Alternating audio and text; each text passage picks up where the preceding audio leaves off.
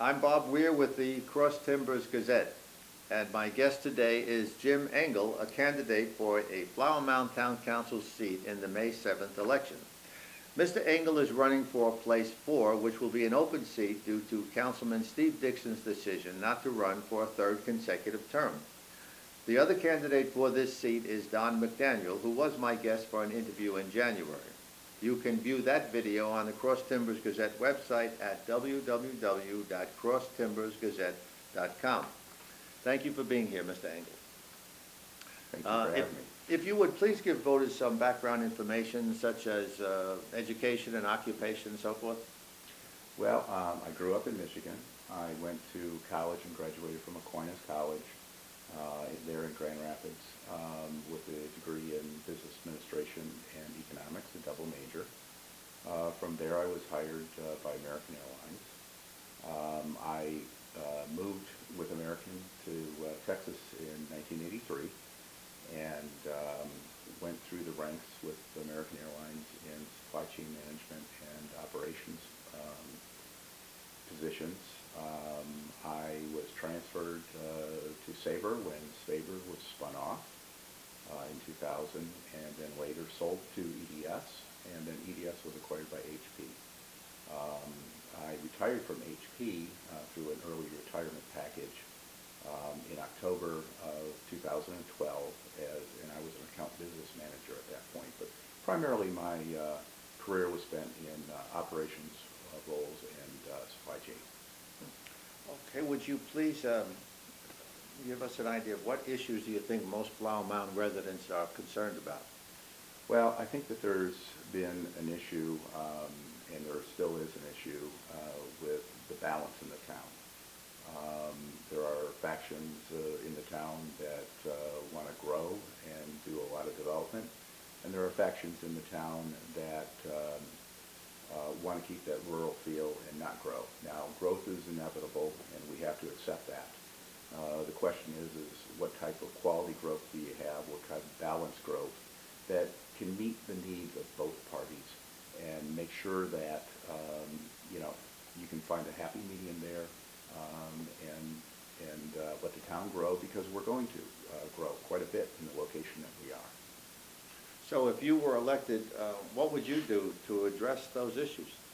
Well, I think you have to look at each development, and you have to look at larger developments in the scale of things, but you also have to look at each development on an individual basis.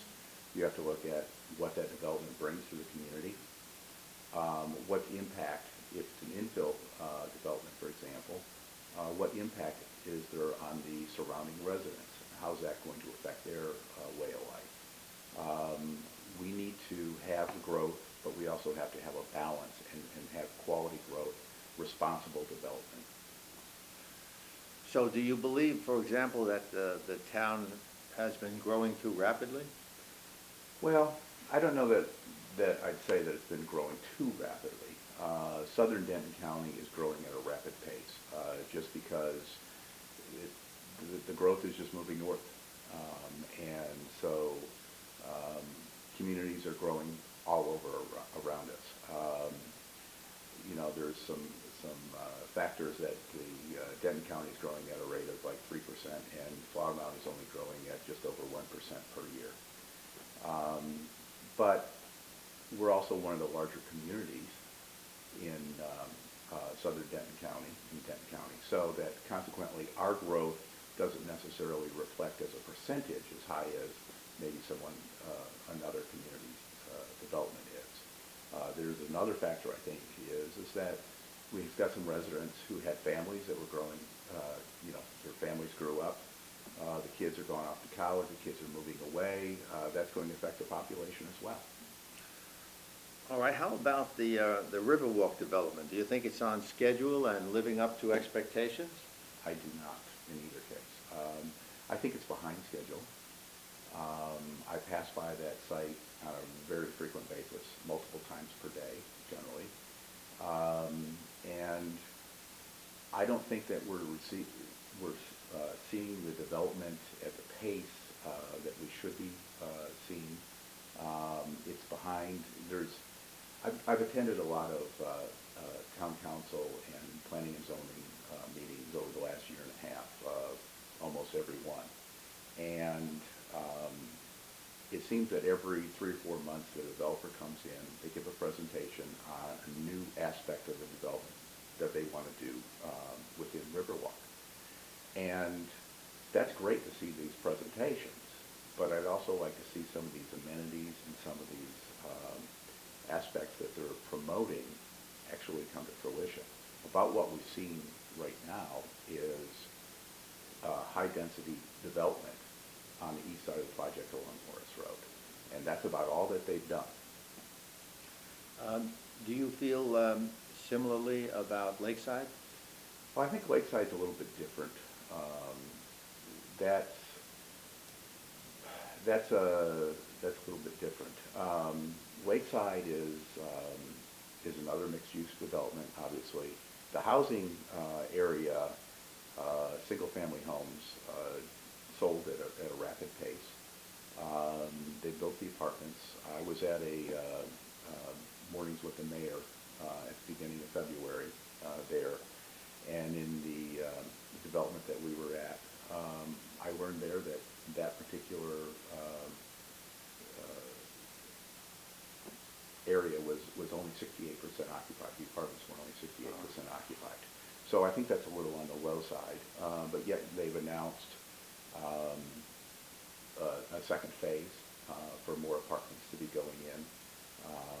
And now you're starting to see some of the commercial developments. We've got the theater there, you've got a steakhouse there, you're getting different shops that are going in there.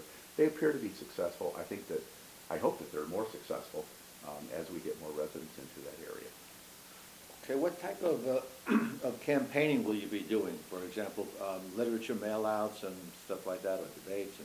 Well, I'll be attending every candidate forum and debate. I'll also be doing some door-to-door campaigning. We'll have some mailers. We'll have a mixed approach to the campaign. Do you have a campaign website that voters can access? It's under construction. I will have a Facebook page up with my campaign very shortly, and it will have links to the website as well. All right. Is there anything else you'd like to say about your campaign? I'd like the voters to know that I'm a balanced candidate. Balanced in temperament, balanced in growth for the town. I want to see the town grow, but I want the right type of development, and I'd like to have them place their trust in me to see that I can do that for them. Thank you. Well, thank you, Mr. Engel. Excuse me, and I wish you luck in the campaign. Thanks for being here. Thanks very much, Bob. And thank you for watching.